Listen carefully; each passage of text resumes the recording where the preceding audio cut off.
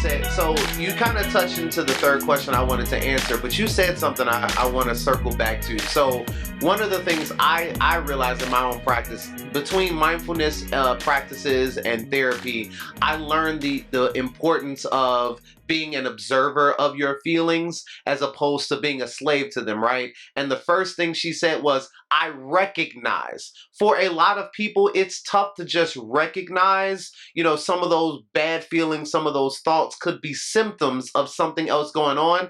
And if you don't become aware of that, you'll be so deep in it before you reach out. And that's the other thing she said, community.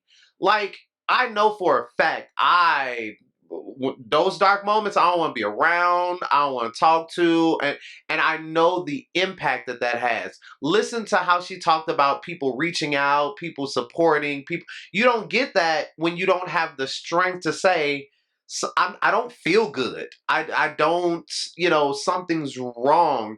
And that's not, talk to us about how you developed that skill, because people who have really sat in the darkness, that is probably one of the hardest things for them to do. Just speak up and say, you know what? This don't feel right. Like my thoughts, my feelings, like I'm off. And they can't reach out and get that help that they need. And you seem, obviously we don't all have it together, but at least you have the presence of mind to say, you know what? I don't feel good. Let me reach out. Like, where did that skill set come from? How can other people learn to develop it? Yeah, there's this like diversity inclusion training, and the woman who does it says we only get free together. And I think that that's Yes. so true, right? Like the part around self-isolation, like isolating ourselves, the fact of the matter is anytime I've done that, I have not felt better. Yes. I've actually always felt worse. Always. I'm able to hide from people, right? I'm able to hide, and that relieves me from not being able to, like, not having to feel shame or have to explain myself or those kinds of things. But I don't feel better in the dark. And I think what I've figured out, one thing that's been helpful is to know who to reach out to. So I said a bunch of people, but some people are more helpful than others given the circumstance. And I think, I have a friend who, one of my friends, my best friends, oldest friends, I know I can go to her with anything, and she's not going to flinch.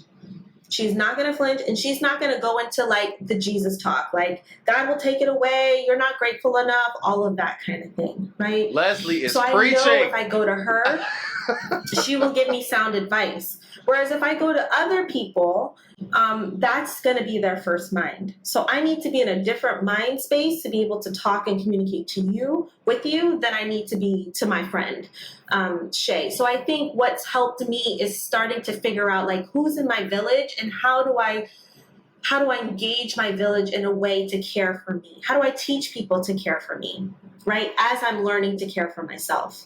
And I think that part is really important. So even when I was reaching out, did I want to talk to every single person? No. So if you don't want to talk, you can tell people like, I really don't want to talk right now, but I appreciate your messages, right? And let people know that you're seeing their text messages, or everyone doesn't need a long response to everything, right, that they're sending you. Just know that you have some agency in deciding how you want to engage, but the point is to engage. Yeah. Figure out a way to engage. Figure out the who you want to engage with, but engage. I love it. Y'all. All right, finally, I want to personally invite you to the Controversy Project Facebook group, A Safe Place.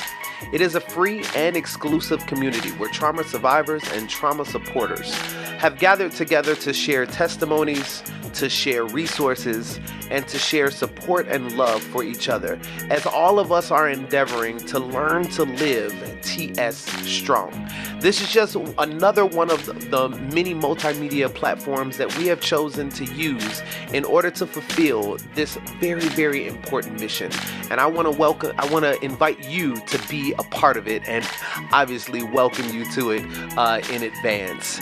Listen, in closing, until next time, I want to remind each and every one of you how important it is for you to confront your pain, how important it is for you to live your purpose, and how important it is for you to invest in your project. Till next time, peace.